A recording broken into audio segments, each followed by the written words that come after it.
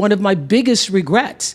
Oprah Winfrey says she feels partly responsible. And one of her biggest regrets, she says, was when you have been lied about for a series of years, how hurtful that is. So imagine that for over a period of months and years, and you know that it isn't true. The woman who once handed Meghan Markle a global stage is now the one dismantling everything built on it.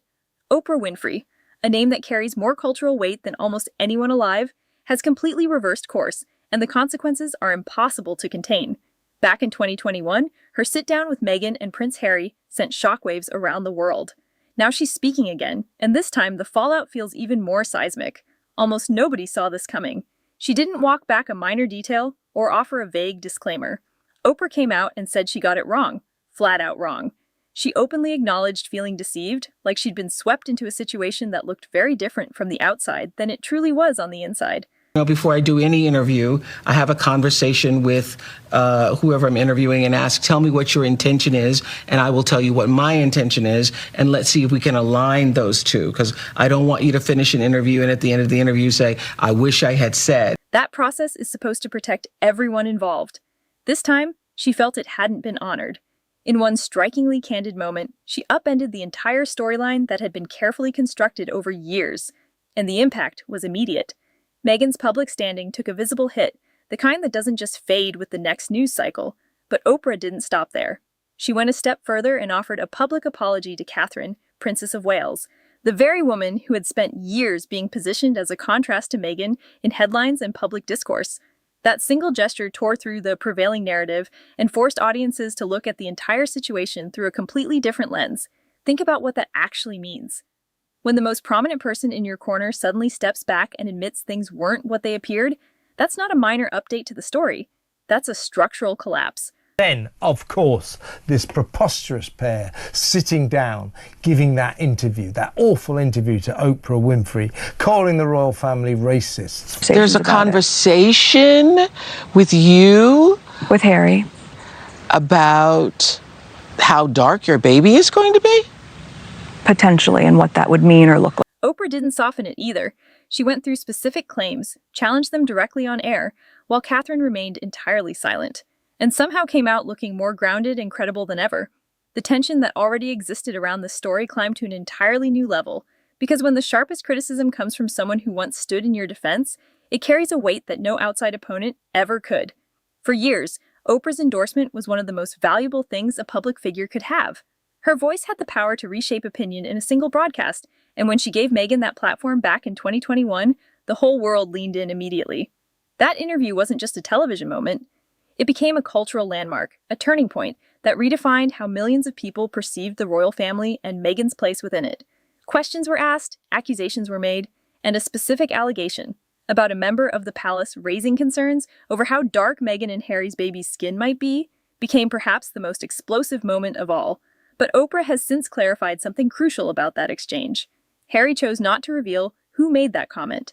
He confirmed it wasn't the Queen or Prince Philip, but he protected the identity of whoever it was, and he never disclosed that name to Oprah either. The jaw-dropping moment, the first one, about the color of the baby's skin. Yeah. And you asked Harry about it when he came out. He did not tell you who it was. Harry still is choosing to protect the identity of whoever that was.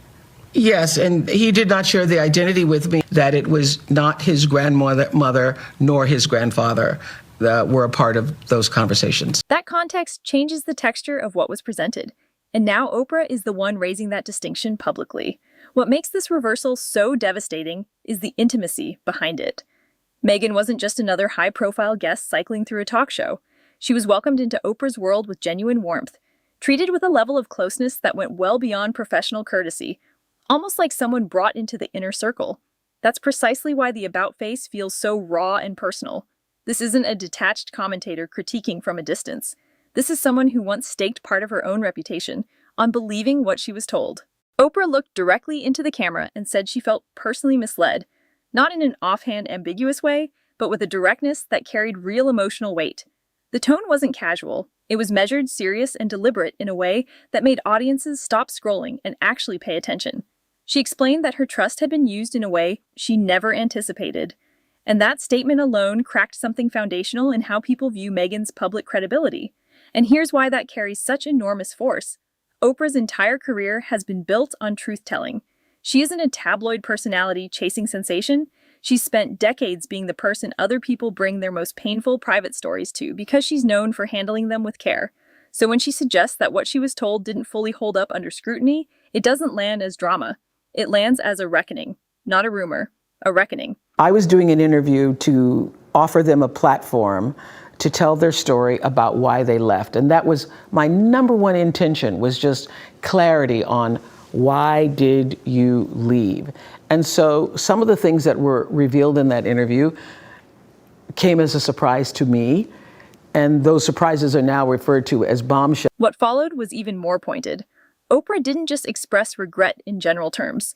She said she felt played. That specific word did a lot of work. It reframed the entire interview from a spontaneous, unfiltered moment of truth-telling into something that may have been more deliberate and carefully orchestrated than it appeared. And she didn't let herself off the hook, either. She said clearly that she should have asked harder questions, pressed for more specifics, and not simply accepted what she was told at face value. "I chose to believe her," she said. "That was my mistake." Once that statement was out in the world, there was no taking it back. Reputations don't wait patiently while the dust settles. Then the tone shifted again. Oprah moved from personal reflection into something more like a point-by-point review. And that's when things got genuinely uncomfortable for anyone who had built their understanding of events around the original interview. She addressed the bridesmaid dress dispute, the episode that had painted Catherine as cold and dismissive, and noted that both sides of the story had actually been acknowledged at the time. It wasn't the clean, one-directional narrative that had lodged itself in public memory. Years of headlines suddenly looked a lot less stable. She then turned to the palace's response to Meghan's reported struggles. Rather than a sweeping institutional indifference, Oprah described it as a single private remark taken out of a much larger context. Not the broad, systemic dismissal many had come to believe it was. That reframing caught viewers off guard, because it fundamentally altered the severity of the allegation. And she continued. Resources, guidance, and meaningful support had apparently been offered to Meghan behind the scenes during her transition into royal life. But those details, Oprah suggested, were later presented to the public in a way that barely resembled what had actually occurred. The implication was impossible to miss. It began to look as though certain facts had been selectively shaped to reinforce a specific version of events, one that positioned Meghan as isolated and abandoned, when the reality may have been far more complicated. By the time Oprah finished speaking, the narrative that Meghan had leaned on for years didn't look airtight anymore. It looked layered, contested, and suddenly very open to scrutiny. And now people say reconciliation, reconciliation. We hope the brothers reconcile. What do you say? I do not get into people's family matters. Nobody consults me about their family business, so I try to stay out of people's family business. Then came the contrast, and it was stark.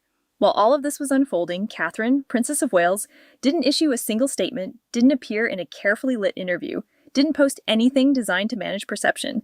She simply existed. Calm, composed, consistent. And Oprah spoke about her with unmistakable warmth. She described Catherine as authentic, resilient, and steady, praise that hit with particular force because it arrived directly after the pointed critique of Meghan's public conduct. The timing amplified everything. Catherine had recently navigated a serious health diagnosis with remarkable privacy and grace, staying focused on her family and her recovery while keeping the public details to a minimum. Meanwhile, Meghan remained highly visible. Polished social media content, lifestyle branding, a carefully managed presence designed to signal a fresh chapter. The juxtaposition was immediate and sharp. One woman appeared to be quietly enduring real difficulty. The other appeared to be curating an image. Oprah named that difference directly. She even called Catherine a symbol of hope, and in the same breath, Meghan's public presence began to feel, to many watching, like something more performative by comparison. Catherine's continued silence only deepened that impression. She didn't react to any of it. She didn't need to. And somehow, that restraint ended up saying more than any carefully worded response ever could have. The attention shifted on its own, pulled by the gravitational force of the contrast being drawn in real time. For Meghan, this wasn't simply a matter of losing a high-profile ally. It was watching the person who had given her greatest claim to credibility publicly distance herself from that very act. The 2021 interview had served as a kind of permanent record, proof, in Meghan's corner, that her version of events had been witnessed and validated by one of the most trusted voices in media. That was the armor. And the moment Oprah began questioning it publicly, the armor didn't just crack, it came apart completely. Every argument Meghan had relied on suddenly felt softer. Every claim that had once seemed protected by Oprah's authority was now open again, visible, and available for re-examination. The strategy of getting her story out first, shaping public perception before anyone else could, had depended on that armor holding. Once it didn't, the whole approach started to unravel. And critically, Meghan couldn't dismiss it. She couldn't call it a smear from a rival or a hit piece from someone who never liked her. These were the words of someone who had once staked her professional reputation on being in Meghan's corner. That's what made it so hard to push back against. It didn't feel like an attack. It felt like a collapse from within. People who had defended Meghan passionately started hesitating almost immediately. Those who had long harbored doubts felt something they hadn't expected: vindication. That combination, wavering supporters and emboldened skeptics, is one of the most powerful forces in public opinion, and it can flip the entire landscape of a conversation overnight. The timing made it worse. Meghan's team had been rolling out what looked like a deliberate image relaunch. Polished branding, curated lifestyle content, the careful signals of a public figure repositioning herself for a new chapter. Everything was lined up. Then Oprah's comments landed, and suddenly, none of that momentum mattered. Headlines that should have been celebrating a reinvention were instead dissecting a credibility crisis. Online clips of Oprah's statements spread faster than any of Meghan's own content. Media outlets locked onto the story from every possible angle. The comeback narrative didn't just stall, it got buried before it even had the chance to take hold. The public reaction sharpened the contrast further. Catherine continued drawing genuine sympathy and quiet admiration for her composure during an intensely difficult personal period. Meghan's polished output began to feel disconnected to many observers, carefully composed while Catherine appeared simply, honestly present. Polls and public commentary started reflecting that divergence in a measurable way. The gap in perception wasn't closing, it was growing. Coverage kept amplifying everything. Networks replayed Oprah's statements on a loop. Every segment found a new angle to explore. Social media fragmented the story into countless viral moments, each one adding fuel. And Meghan, who had historically moved quickly to respond when her narrative was under threat, stayed quiet. That silence, rather than calming things, fed the speculation. Without a counter-narrative, the story kept expanding on its own terms. The comparisons spread everywhere. Side-by-side discussions of Catherine's understated public appearances versus Meghan's highly produced content became a dominant thread across platforms. Longtime supporters found themselves unsure how to respond when the person who had once been Meghan's most powerful validator was now the source of the doubt. Brand observers and media analysts started asking the same question in different ways. If Oprah Winfrey is stepping back, what does that signal for everything attached to Meghan's name? That kind of uncertainty moves fast. Partnerships become more cautious. Opportunities grow more hesitant. Scrutiny intensifies in ways that are hard to manage once they start compounding. Influence is not a one-way mechanism. When the support that amplified someone begins to shift, the effect on the way down can be just as dramatic as the lift on the way up. And Catherine, still not saying a single word, kept becoming more present in the conversation by virtue of her absence from it. She was focused on her family, on her health, on her duties. She wasn't competing, she wasn't responding. And somehow, that made the comparison louder with every passing day. The less she engaged, the more powerful the contrast became. Inside media circles, the conversation started moving away from sympathy and toward credibility. Commentators began revisiting past interviews and earlier controversies, not as settled history, but as open questions. Once that door swings open, it rarely closes again on its own. Stories that had felt resolved started looking uncertain. Narratives that had appeared finished came back into active debate. And Meghan found herself relitigating chapters she had very likely assumed were closed for good. The emotional dimension of all this carried its own particular weight. Oprah had represented something beyond strategy. She had represented validation. Her willingness to sit with Meghan and Harry and give them her platform in 2021 had been a signal to the world that their story deserved to be heard and believed. Losing that visible endorsement wasn't just a tactical setback. It carried a personal sting that audiences could feel through the screen, even without anyone saying it directly. Because here's the truth about reputations. They rarely collapse overnight, but they absolutely can change direction overnight. One pivotal moment, one unexpected reversal from an unexpected source, and years of carefully managed positioning can begin sliding in a completely different direction. And once that slide starts, regaining footing is genuinely hard. Meghan wasn't just managing criticism anymore, she was managing uncertainty. And uncertainty, when your entire public identity rests on being trusted and believed, is perhaps the most corrosive force of all. Catherine didn't do anything. That was the most stunning part. No press release, no interview, no carefully worded post. Just steady, quiet presence. And it was enough to make the contrast deafening. For someone whose career in the public eye has always depended on controlling the story, watching it move entirely outside her reach, driven not by enemies but by a former ally, must have been a deeply disorienting experience. This wasn't ordinary criticism playing out in the news cycle. To many watching, it looked like a reckoning. The kind that doesn't just fade when something new comes along, the kind that people reference months and years later when they try to explain how a narrative shifted. And the full circle quality of it was impossible to ignore. In 2021, Meghan had used Oprah's platform to reach the entire world. That moment gave her reach, visibility, and a story that was hers to control. Now, years later, the same connection was at the center of everything coming undone. The person who helped elevate the narrative was now the one publicly questioning it. That symmetry carried a weight that no external critic ever could have manufactured. Meghan had built real strategic value into her relationship with Oprah, counting on that association for long-term credibility. Instead, Oprah's public reflections had introduced more doubt than any adversary had managed to generate in years. It felt like a calculated foundation that had given way at exactly the wrong moment. The palace didn't step in. Catherine didn't respond. The media didn't need to dig. The shift had come from inside Meghan's own world, delivered by the one voice she had no easy way to discount or dismiss. That's the element that made so many people describe it as the ultimate betrayal. External criticism is manageable. There's always a way to reframe it, push back, or at least redirect attention. But when doubt originates from within your own support system, from someone who once publicly chose your side, it cuts in a way that can't easily be patched over. It doesn't feel like an attack from outside. It feels like the structure weakening from within. And once public trust begins moving in a different direction, the work of rebuilding it is immense, slow, uncertain, and never fully complete. The same stage where Meghan once received some of the most significant global validation of her life now carried an entirely different energy. That shift alone was enough to change how people looked at everything that came before it. Catherine stayed steady. The palace stayed silent. The narrative kept moving, largely without Meghan's input or control. And what had once been her most powerful piece of protective credibility, that interview, that moment, that alliance, now sat at the center of everything being questioned.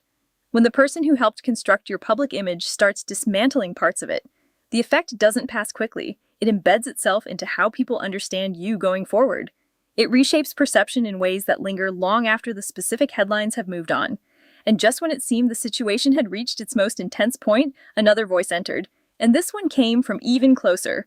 Thomas Markle stepped forward and spoke publicly about their fractured history, reigniting curiosity about the family dynamics that had never fully left the public conversation.